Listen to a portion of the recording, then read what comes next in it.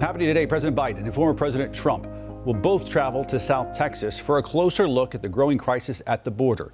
The border expected to be a top issue in the race for the White House this year. Both Trump and Biden will try to convince voters they have the solution to the ongoing issues. WCNC Charlotte's Jay Gray is at the border this morning with the latest. Hey there, good morning. And President Biden will be here in Brownsville. Former President Trump just up the Rio Grande and Eagle Pass. And look, this part of Texas is a crossroads, literally, between Mexico and the U.S. And some say politically between a win or loss in November.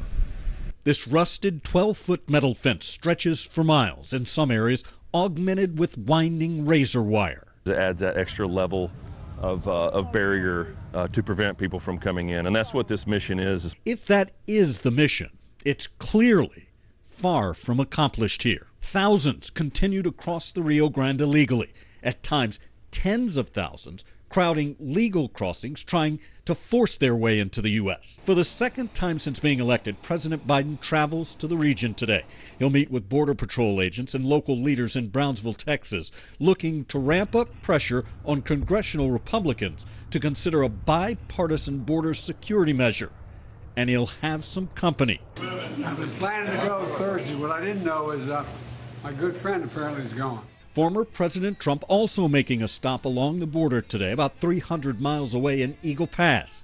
Overnight, releasing this campaign video on social media, tying what he calls President Biden's open border policies to the recent death of Laken Riley, a nursing student in Georgia.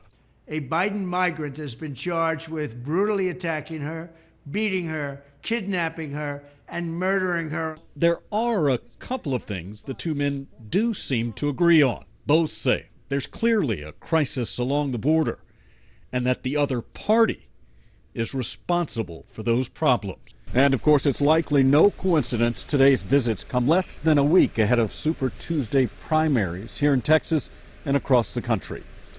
In Brownsville, Texas, Jay Gray, WCNC Charlotte.